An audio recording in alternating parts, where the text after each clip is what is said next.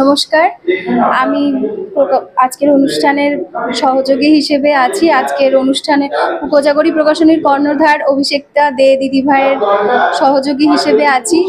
ওনার সাথে কাজ করে আমার খুব ভালো লাগছে। খুব সুন্দর আমাদের সাহিত্য অনুষ্ঠান। আমরা প্রথমবার একসাথে 4টে সংকলন, 5টা একক বই, কাব্যগ্রন্থ আমরা প্রকাশিত করলাম।